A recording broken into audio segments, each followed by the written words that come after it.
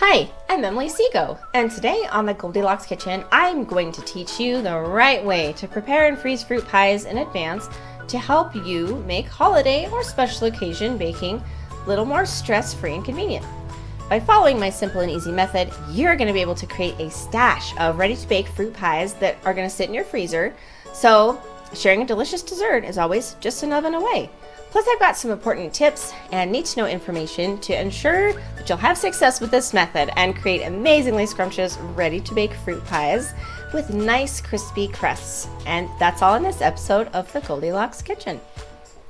All right, guys, so harvest time here at the almost the homestead is over, and I chose to stack my freezer with ready-to-bake apple pies this year instead of applesauce, so I don't have to stress about dessert for the next several months, including Thanksgiving and Christmas. So here's exactly how I did it, and you can follow along.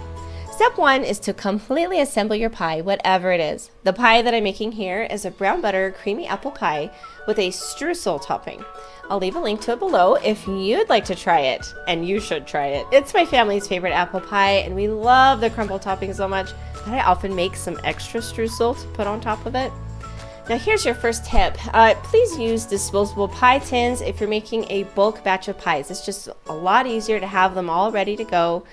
But a regular or glass ceramic pie plate will be fine. It will not shatter. It can go from the freezer to the oven without any problem. Now next tip, make sure your pie filling is completely cool before you place it in your pie crust. This will also help ensure you have a crispy crust. Another tip is if your pie has a top crust or lattice top, just skip the egg wash and sugar for that top crust until right before you bake the pie. Now step two is to freeze the pie unwrapped at first. Then after it's frozen, wrap it tightly with 2 layers of plastic wrap and an optional third outer layer of foil. They will freeze well for about 4 to 6 months, or even longer, if you really want them to. Step 3 would be to label each pie with the instructions for baking. You may think that you'll remember the instructions, but I promise you that you won't. And this will save you the stress of having to dig up the recipe when you're in the middle of something else that's more important, like trying to get dinner on the table. So I bake my frozen pies starting at 450 degrees Fahrenheit for 25 minutes. Then I turn that down to 350 degrees and bake for an additional 45 to 55 minutes. Now step 4, the final step, is to bake the pie from frozen. So if you want to take it out of the freezer, when you're ready, remove all the wrappings and place it on a rimmed baking sheet lined with parchment or foil for easy cleanup. Now no thawing is necessary. Pop it right into a hot oven.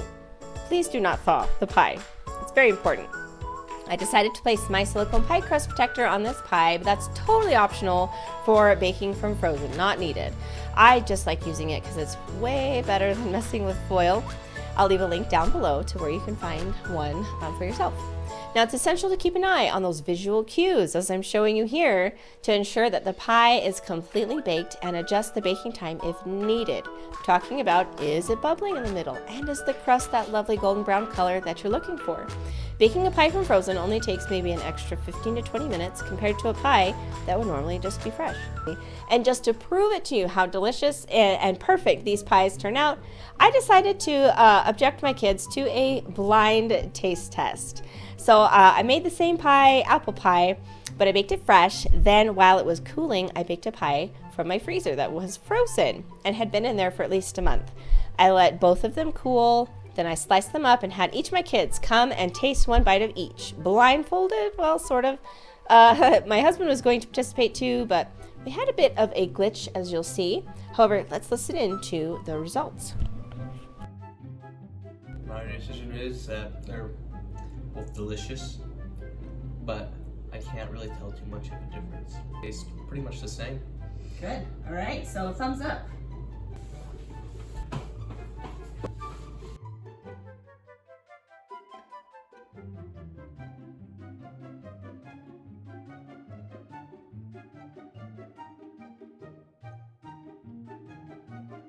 It's good.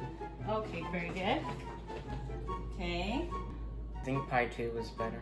Really? You like pie too? Yeah. Okay, that's cool. Why did you like pie too? It just tasted crunchier and more tasty. Okay, very interesting. So we have a thumbs up for pie 2. Okay, awesome.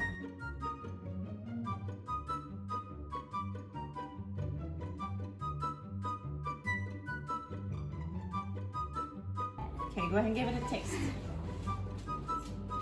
Now, can you see anything? You can't see anything, right? I can't see anything. Yeah. Okay, alright. They're kind of the same. I can't really tell. Cool.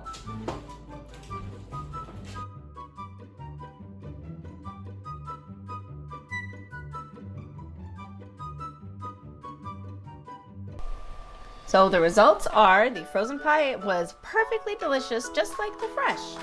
Now just to review this whole process, step 1, make and assemble the entire pie. Step 2, freeze it uncovered, then cover with saran wrap, plastic wrap. Step 3, label the pie with baking instructions. Step 4, bake the pie from frozen on a rimmed baking sheet. Do not thaw. It is that simple, guys. I wish you the best of luck with your holiday baking. If you found this video helpful, maybe show some love by hitting that like button and consider subscribing to the Goldilocks Kitchen for more helpful kitchen hacks and recipes. Bye!